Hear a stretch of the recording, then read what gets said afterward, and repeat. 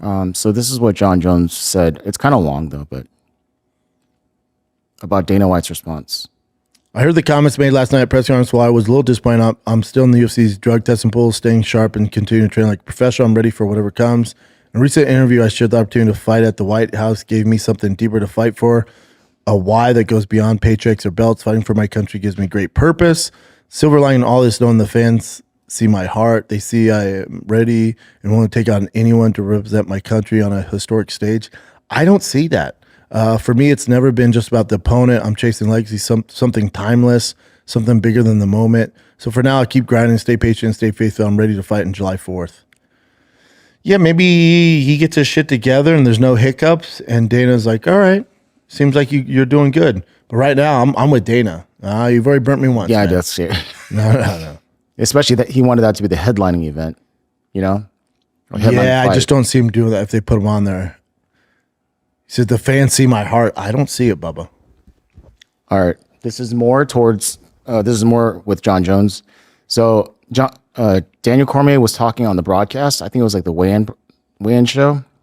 And they were asking him questions. You know, they're taking fans' comments, and then he's answering this question. So just look how this whole thing plays out. I'll just play this clip for you.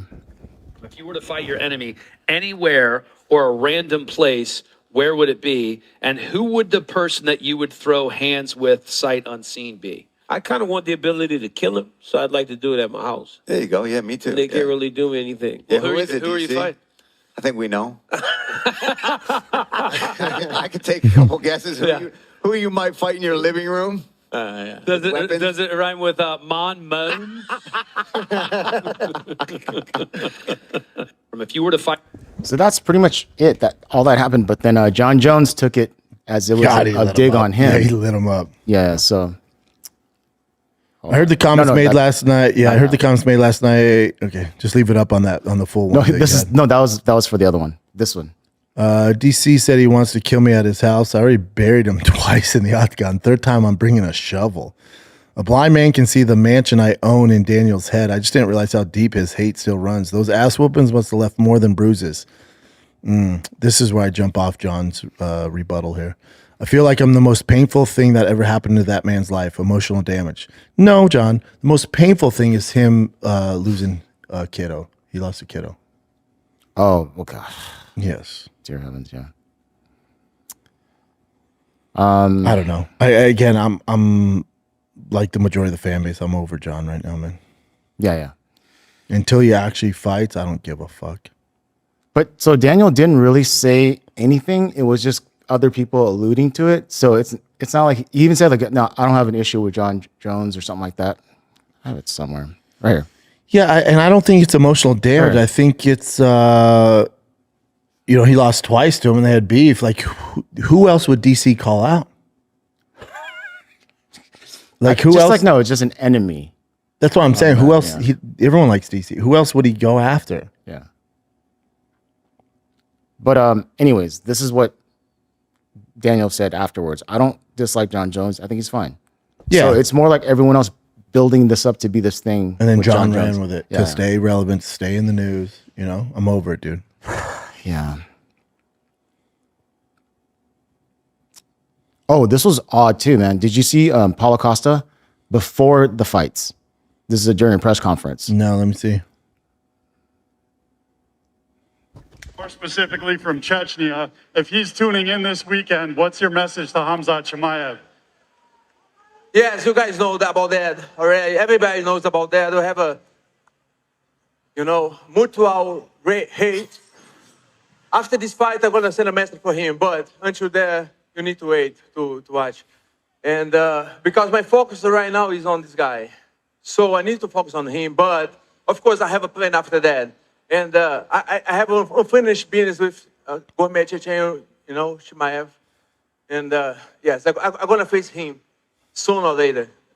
Might have been a tough weight cut. Specifically, might have been a horrible weight cut. Then also, I heard him speaking about, he was just saying he's focused. Like he's so ramped up, he's focused, Yeah, so look at his eyes there. Jesus Christ. And this is after that too. So this is him after he won and talking about that thing that happened with him.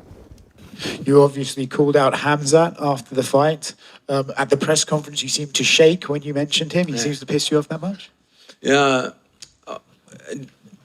First of all, the people say I was shaking. I was You're shaking right now. Sick or nothing. You know, I didn't use any powder or something like that. I just was very motivated, very focused, very locked in this fight. You know, in the backstage, I was telling to myself, yelling to myself the whole time, "This is work. Go to work. Do you think, you know, you need this victory? I will not be back Yeah, without you had this a lot of victory. pressure on This is him. mine. I'm bare. I'm gone." So basically, yeah. It did look odd, but he's just like, in the moment. It could be a weight cut thing, him replenishing and his body seizing up, or, Yeah. he's not getting the humps. Either way, he did crazy work. He looked in the octagon, fantastic. yeah, He looked like the old version of himself, but he's not getting that rematch. Or I'm sorry, he's not getting that fight. That fight? The rematch, Not yet, at least, right? Not yet. Yeah. This sucks. So Diego Sanchez was arrested because he was in his buddy's car, and then for whatever reason, they were like in a traffic jam where there's an accident, and then there's police there too, but he just started shooting a gun in the air. Smart. Saying like, I love Albuquerque. I love, the 505. I think that was the area code. 505. And his buddy even said like, yeah, there's something going on with him. He just needs help. I look at his friend go, "You don't say." What gave that away? Remember when he was a fucking slave with that weird movement coach? That was, yeah. But that does suck. And that's kind of like John Jones did something similar too. Remember, like way back. Yeah. Shooting a gun. In Albuquerque. Yeah. And then talking to homeless people and stuff like that. Yeah. Oh, you mean these guys, after years of getting punched in the head, aren't all there? They do wild sucks, shit. man. Yeah. Overall, he'll be okay, but yeah, it's a felony. Jesus Christ. You can't do that.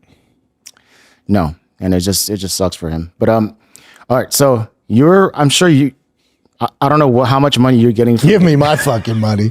Give me my money. I got no settlement? ties to the UFC. Yeah. Give me my goddamn money. I already put a deposit down on a ZR1. Get the fuck out of here. What if Makano, here's the thing that's sad about this. So is it safe for the audio listeners? Yeah. So what Chim brought up says Hanato Makano turns down $200K, which I fought longer than him. $200K settlement check in a bizarre display of UFC solidarity. This is not what free market is about, he says, his decision. Here's the thing, Makano. That money is getting allocated no matter what, buddy. No matter what. You being a company man and not taking it doesn't give you an inch of good grace with the UFC. This does not matter. There's guys that are more famous than you that are fighting right now that are taking their settlement. The UFC does not give a fuck. The UFC made out in spades. They got off so easily. The original lawsuit was for like $1.7 billion. They're paying out like $400 million. And that's already paid. They've already sent that money out. That money's getting distributed around like 400 people. That money's getting distributed whether you take it or not. So whether you don't take it, it's going to other people. So let's say there's, 150 fighters that are in this antitrust lawsuit and they're getting paid. I know exactly how much I'm getting. The fighters that don't take it, it puts more money in the guys that do take it because that money's getting dispersed no matter if you take it or not, Bubba. It's so dumb not to take the money. It's so fucking dumb. And he's a money guy, by the way. He knows, like, Isn't his nickname like the Money Makano, yeah. It makes no sense. I'm not his friend. If I could just take him to the side and explain to him how, and if he has kids, like, buddy, you can take this money and invest it for your children. And the UFC's not going to give you a bad matchup. They literally don't care. Like when the lawyers called me and were like, a lot of guys are worried about taking the money to the backlash to the UFC. I'm like, whoa, stop. I don't work for the UFC. I have nothing to do with them. I cover the sport on my own channel, on my own business. I'll stop you there.